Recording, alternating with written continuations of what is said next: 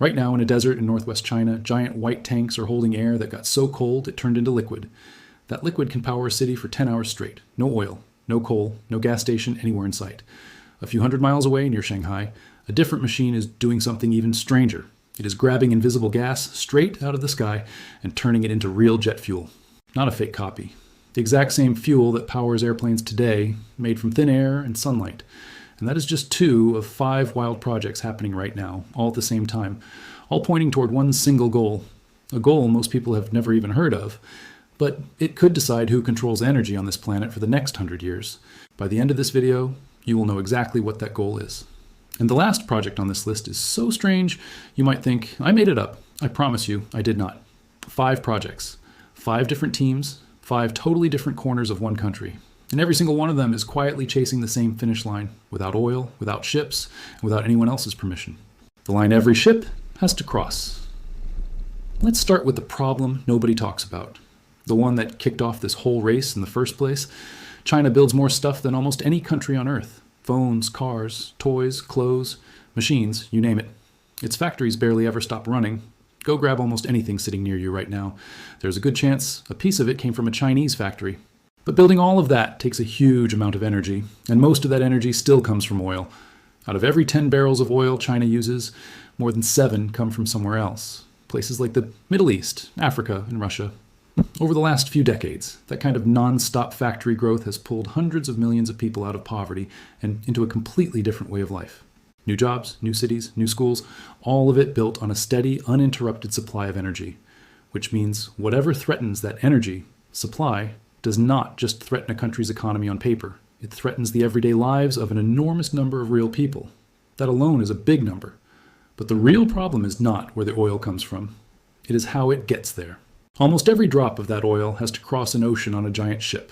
And almost every one of those ships has to squeeze through one narrow strip of water, sitting between Malaysia and Indonesia. It is called the Strait of Malacca. Picture it like a hallway. Not a wide, roomy hallway either, a tight one. At its narrowest point, it is less than 2 miles across. Now picture almost the entire world's oil supply trying to walk single file through a doorway that size. Every single day, forever. About 1 out of every 4 barrels of oil traded on Earth passes through that one skinny stretch of water. Hundreds of ships line up and squeeze through it every single day, one after another, like cars merging into a single lane on a busy highway that never stops moving. If anything ever blocked that lane, even for a short while, the effects would hit fast. Factories could grind to a stop within days. Prices would jump overnight. Store shelves could start to look empty. This would not just be a headline on the news. It would mean real families paying more to fill up their car, or a factory worker getting sent home early because the machines ran out of power to run on. And it would not stay inside China either. Factories all over the world depend on parts that come from Chinese supply chains. So a blocked hallway on the other side of the planet could still end up hitting your own wallet, no matter which country you live in. People who study this kind of risk even gave it a name. They call it the Malacca Dilemma. It is not a brand new worry either. China has known about this weak spot for decades and has tried to patch it in different ways over the years. They built new pipelines, cutting through Central Asia, so oil could travel over land instead of water for part of the trip. They built deep water ports in other countries, giving ships a second route in. They dug huge underground tanks and filled them with months of backup oil, just in case something ever went wrong.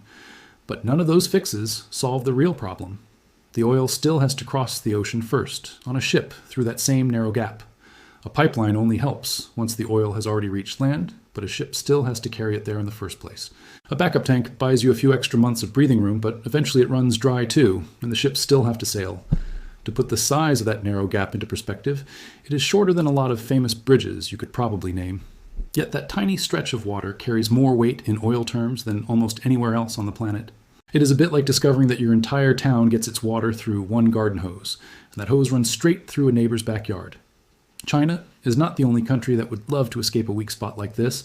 Plenty of nations around the world depend on oil that has to travel through narrow, crowded waterways controlled by someone else. So whatever solution comes out of this race will not just matter for one country. It could end up as a blueprint the rest of the world copies too. So a very different question started forming. A much bigger one. What if you did not need the ships at all? What if a country could make its own fuel and its own power using stuff that is already everywhere, like air, water, and sunlight? That question is exactly what led to the first breakthrough on this list, and it starts in a place you would never expect fuel to come from. Before we get into it, hit like and subscribe right now. Not just because it helps the channel, but because this story is moving incredibly fast. Fresh numbers on these exact projects have come out almost every single month this year. If you want to catch the updates as they happen, instead of finding out about them months late, subscribing is really the only way you will see them show up in your feed. Fuel out of thin air. Here is a wild idea. What if a factory could make jet fuel the same way a plant makes its own food, using nothing but air, water, and sunlight?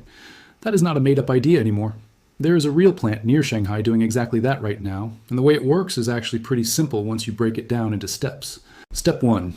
A machine grabs carbon dioxide straight out of the air. That is the same gas that comes out of car exhaust pipes and factory smokestacks, the stuff most people spend their time trying to get rid of. Instead of letting it float around and cause problems, this machine catches it and holds onto it. Step 2. Solar panels power a second machine that splits ordinary water into two parts. One part is oxygen, which just gets let go back into the air. The other part is hydrogen, the smallest and lightest ingredient in the whole universe. Keep that word in your head because it keeps showing up again and again in this story. Step 3. You mix the captured gas with the hydrogen. Under the right heat and pressure, those tiny pieces snap together into something brand new, a real liquid fuel. Here is the part that sounds impossible. It is not a cheap copy of jet fuel. It is not almost the same thing. It is the exact same fuel, down to the very last detail, as the fuel that comes out of an oil well. A plane engine cannot tell the difference. A pilot could not tell the difference either. The only way you would ever know is if someone told you where it came from.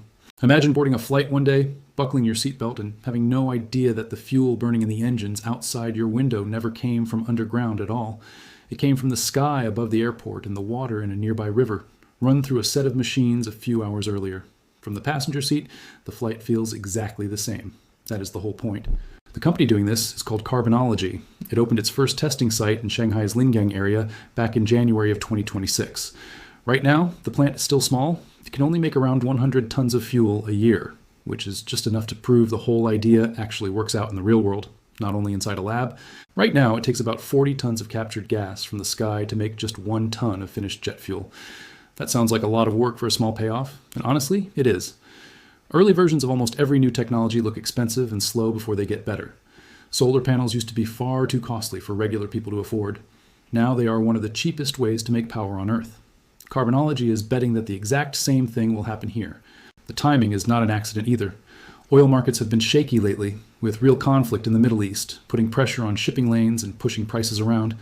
A company that can make its own jet fuel without touching a single oil tanker suddenly looks a lot more appealing to airlines, who are tired of watching prices swing. But the plan is to grow, and grow fast. Next up is a much bigger test site out in northwest China, aiming to make about 1,000 tons a year. After that, the company hopes to reach a full-sized factory making tens of thousands of tons a year by 2027. Big investors have already put real money behind this idea, including Sequoia China and the tech giant Tencent. When companies like that start writing checks, it usually means the numbers actually add up. Airlines are paying close attention too. New rules in Europe now require a small slice of every plane's fuel to come from clean sources, and that slice grows bigger with every passing year through 2050. That means buyers are already lining up before the factories have even finished growing. That almost never happens with a brand new kind of technology this early. Carbonology is already in talks with a major Chinese airport operator and with Cathay Pacific, one of Asia's biggest airlines, about actually supplying fuel down the road. Picture a small, quiet building full of pipes and tanks, nothing like a huge oil refinery with tall smokestacks tucked into a research park outside Shanghai. That plain-looking building might end up supplying fuel to planes taking off from one of the busiest airports in Asia. And here's a detail that makes the whole idea feel even more like a closed circle. The carbon dioxide this plant pulls out of the sky does not just vanish once it becomes fuel. When that fuel eventually burns inside a plane's engine, it releases roughly the same amount of carbon dioxide right back into the air. But since that carbon came from the sky in the first place, instead of from oil buried underground for millions of years, it is not adding brand new pollution into the system. It is simply borrowing carbon that was already floating around, using it once, and letting it go again. Making fuel from air solves one huge piece of this puzzle. But there is another problem hiding right behind it, one that has nothing to do with fuel and everything to do with timing. What happens when the sun goes down and an entire country still needs power? The battery made of cold air. Solar and wind power both share one big flaw. The sun does not shine at night, and the wind does not always blow exactly when you need it to.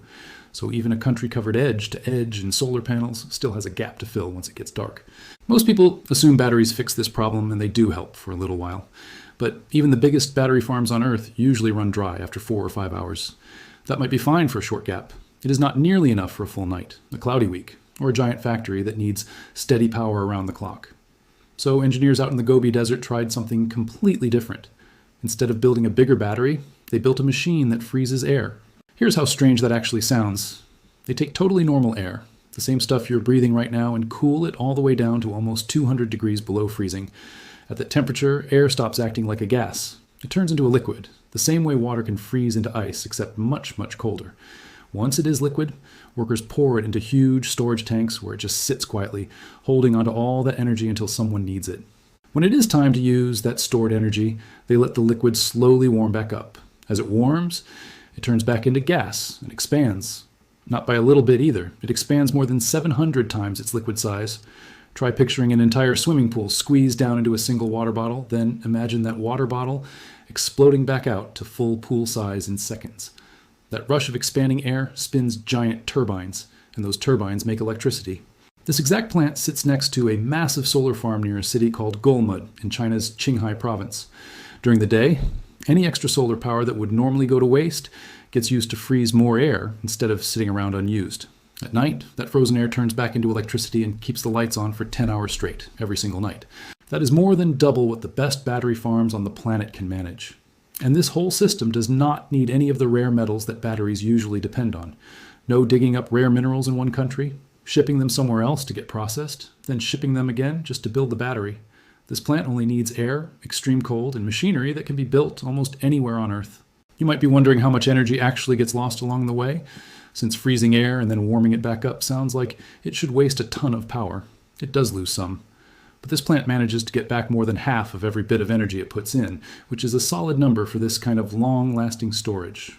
Compare that to a phone battery that slowly drains away even while just sitting in your pocket, and you start to see why engineers are excited about it. China is not the only country experimenting with freezing air for power. Small versions of this idea are being tested in the United Kingdom and South Korea too, but nothing built anywhere else comes close to matching the size of this one. It is currently the largest project of its kind anywhere on Earth, and it did not take decades to build either. Construction started in the middle of 2023, and the whole thing was up and running by the end of 2025. The location was not picked by accident either. Deserts get slammed with sunlight during the day and then cool off fast once night falls, which makes them a perfect match for this kind of technology. And deserts are not rare. They cover huge stretches of land in places like the Middle East, Australia, and the American Southwest. If this idea keeps proving itself in the Gobi Desert, there is no obvious reason it could not eventually spread to deserts on completely different continents. The facility is expected to supply enough power for around 30,000 homes every single year. And this is not some science experiment stuck inside a lab. It switched on for real at the very end of 2025, and it has been quietly running ever since. If you could actually see this place, it would look almost nothing like a power plant. No smokestacks, no spinning wind turbines dotting the horizon, just a cluster of tall white tanks standing quietly in the middle of a gravel desert, connected by a maze of pipes, looking more like something out of a science fiction movie than a power station. Engineers there have said the system is able to hold onto more than 95% of the cold it creates without losing it to the desert heat, which is a huge part of why the whole idea works as well as it does. That solves the nighttime problem for electricity, which has been one of the toughest walls standing in the way of a country trying to run completely on clean power. But here's the catch. Not every machine on Earth can just plug into a wall and charge up. Ships, for example, need an actual fuel they can carry on board and burn along the way. And the answer to that problem comes from a chemical most people only know as a cleaning product. The cleaning chemical with a secret job. There's a chemical almost everyone has smelled before but never really thought twice about. Ammonia. You have probably caught a whiff of it in cleaning sprays. Simple. A little sharp smelling, boring even, found everywhere. But ammonia has a hidden superpower that most people have no idea about. It can carry hydrogen safely across the entire planet. Ammonia has actually been made in giant amounts for more than 100 years, ever since a couple of chemists figured out how to pull it together using nitrogen and hydrogen back in the early 1900s. That discovery is part of why the world was able to grow enough food to feed billions of extra people over the last century. Nobody back then was thinking about using it as a fuel carrier. They were just trying to grow more crops. It took another 100 years for anyone to notice its second use hiding in plain sight. Remember hydrogen from a couple minutes ago? On its own, it is an incredible clean fuel. Burn it, and the only thing that comes out the other end is water vapor. Nothing dirty, nothing harmful. It almost sounds too good to be true, and in one specific way it kind of is. The problem with hydrogen is that it is really hard to move around. It is the lightest thing in the entire universe, which means it takes up a massive amount of space unless you squeeze it down tight or freeze it to incredibly low temperatures. Doing that safely across an entire ocean in huge quantities is expensive and tricky. That is where ammonia steps in. You can pack hydrogen safely inside an ammonia molecule, ship the ammonia across the world just like any normal liquid cargo, and then pull the hydrogen back out once it arrives at the other end. Think of ammonia like a lunchbox. The lunch inside is the valuable part everyone actually wants, and the lunchbox is just there to carry it safely from one place to another without spilling. Normally, making ammonia takes a huge amount of heat, crushing amounts of pressure, and a lot of fossil fuel. It is actually one of the biggest uses of natural gas on the entire planet, mostly because ammonia turns into fertilizer that helps feed roughly half the people on Earth. Take that fertilizer away, and farms around the world would grow far less food than they do today. That is not something the world can just stop doing overnight, no matter how clean the alternative sounds. That is exactly why cleaning up how ammonia gets made matters so much. It is not some niche product used by a handful of factories. It quietly touches almost every meal on almost every table on the planet. Finding a way to make it without burning fossil fuels the whole time is one of those changes that barely makes headlines, but affects billions of people at once without them ever noticing. But out in Inner Mongolia, in a city called Chaifeng, there is now a massive plant making ammonia in a totally different way. It runs completely on wind and solar power with no connection at all to a fossil fuel-powered electric grid. Computers manage the whole system in real time, quietly balancing everything so the plant keeps running smoothly even when the wind slows down or clouds roll in overhead. The single plant already makes more than 300,000 tons of ammonia a year, making it the largest plant of its kind anywhere on the planet. And the company behind it plans to grow that number to about 1.5 million tons a year within just a few more years. The other main ingredient in ammonia, alongside hydrogen, is nitrogen. And here is the neat part. Nitrogen is not rare at all. It is not hiding underground somewhere waiting to be dug up. It makes up most of the air around you right now, floating there for free. So really, this whole plant is just pulling two ingredients out of the sky and the groundwater beneath it, and turning them into something the entire world already depends on. This matters way beyond fertilizer fields. Huge cargo ships could eventually run on ammonia instead of oil. And this part is not just a future dream anymore.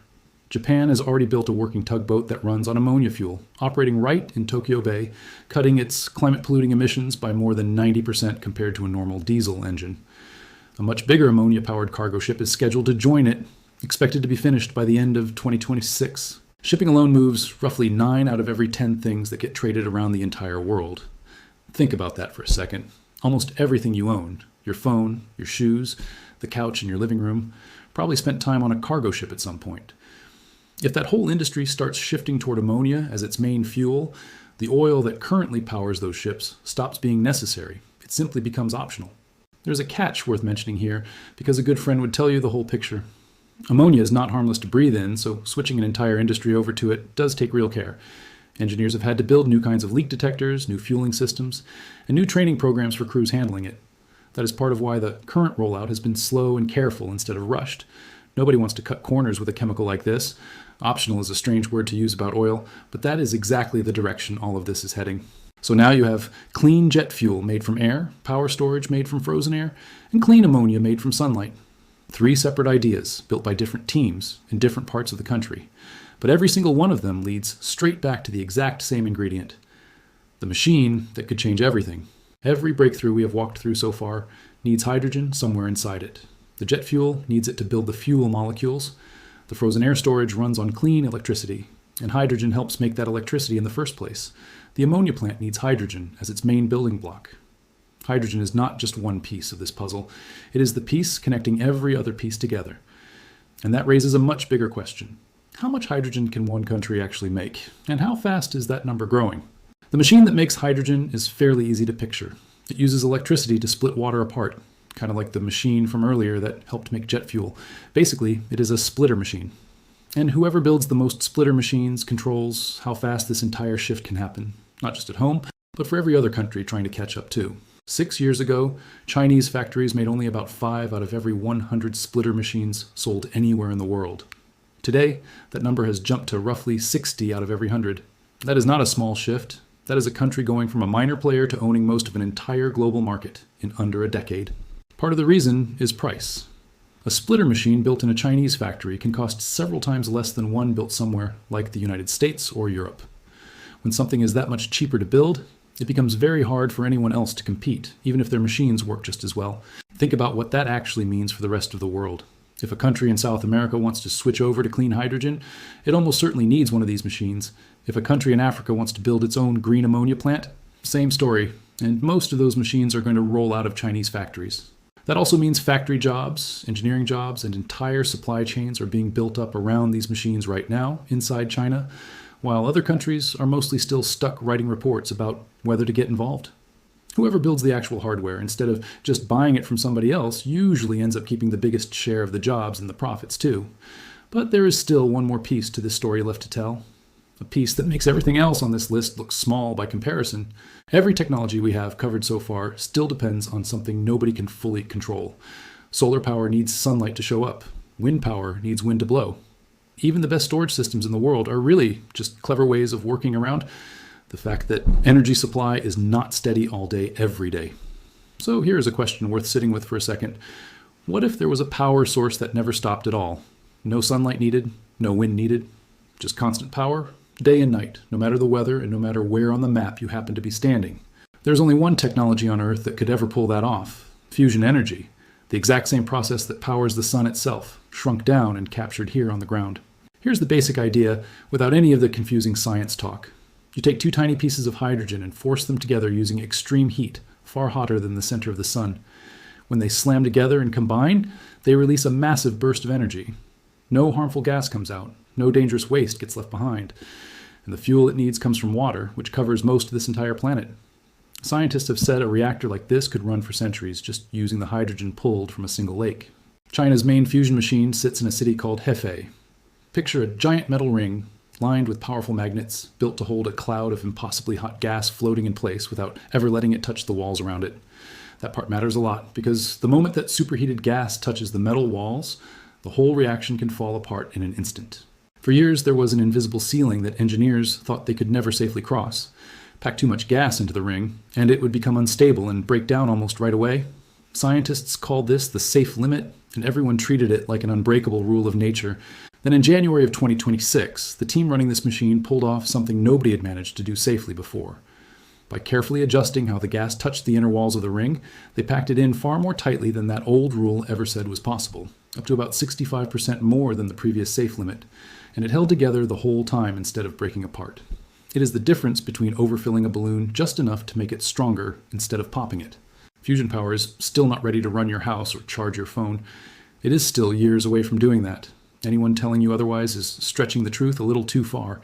But the direction is clear, and a massive amount of money and effort keep pouring into it every single year, from China and from other countries racing right alongside it. Here is why that matters so much. Every single breakthrough in this video becomes far more powerful once you pair it with a power source that never runs dry. Jet fuel factories could scale up without any real limit. Hydrogen production could become nearly endless, feeding straight into ammonia plants, fuel factories, and power grids everywhere at once. Frozen air storage could support entire power grids that never run low, because the electricity feeding into them never actually stops flowing. Put all 5 of these projects together, and you get something the world has genuinely never had before. A full, closed loop. You put in air, water, and electricity. You get out fuel, chemicals, fertilizer, and stored power. Nothing dug out of the ground, nothing shipped across an ocean for months at a time. Nothing tied to one narrow strip of water that someone else could choke off with a single blockade. For over 100 years, having power in the world meant controlling oil, or controlling the paths that oil had to travel through, like that narrow strait we talked about earlier. Whoever sat on top of the oil field had the leverage. Whoever controlled the shipping lane had the leverage. The map itself was the actual source of power. Entire wars have been fought over that kind of leverage. But if a country can make its own energy anywhere, using ingredients found absolutely everywhere, that old kind of power starts to fade away. It stops being about who owns the oil field underground. It becomes about who builds the machines that pull fuel straight out of thin air. Think about what that means for countries whose entire economy is built around selling oil to the rest of the world. For decades, that has been one of the surest ways for a nation to grow rich and powerful. If fuel can be made anywhere, out of air and water and sunlight, that old advantage slowly stops mattering. Meanwhile, whoever builds and sells the actual machines, the splitter machines, the fuel factories, the frozen air tanks, steps into the role oil-producing nations used to hold. That is not a small shift. That is the kind of change that only comes around once or twice in a century. And right now, one country is building those machines faster than anyone else on the entire planet. It already makes most of the world's solar panels. It dominates the market for the machines that split water into hydrogen. It is exporting the tools of this new energy system the same way oil-rich nations once exported barrels of crude. The product looks completely different. The playbook looks exactly the same. None of this is a prediction sitting on a slide in some meeting room either. These are real construction sites with real cranes, real concrete, and real workers showing up every single day. The tanks in the desert are already spinning turbines. The fuel plant near Shanghai is already producing real jet fuel. The ammonia plant in Inner Mongolia is already shipping product. One breakthrough at a time, one factory at a time. The old rules about who controls energy are quietly being rewritten, while most of the world is still busy debating whether any of this is even real. Try picturing what all 5 of these ideas look like once fusion actually gets finished, years from now. A power plant that never has to stop, feeding electricity into splitter machines that never run out of water to work with. Those splitter machines feeding hydrogen into fuel plants that never run short of their main ingredient. Those fuel plants supplying planes, ships, and factories with fuel that never has to cross an ocean at all. Every single piece we talked about today would suddenly stop being limited by anything. Nobody knows exactly when that finish line will actually arrive. It could be 1 decade away, or it could be 3. But every single breakthrough on this list is a stepping stone toward it, whether it gets there first or not. 5 projects. 1 desert battery, 1 air-powered jet fuel plant, 1 wind-powered ammonia factory, a growing army of splitter machines, and a fusion reactor slowly inching toward the impossible. None of them are finished. All of them are real. And a year from now, this entire list could already look outdated because that is how fast this race is moving. If this video gave you something new to think about, hit like, subscribe, and turn on notifications so you do not miss what is coming next. Here is a question for you. Out of these 5 projects, which one surprised you the most? Drop your answer down in the comments. I read every single one of them. And if you want to see what this shift could actually mean for gas prices in your own country, that is exactly what the next video is going to cover.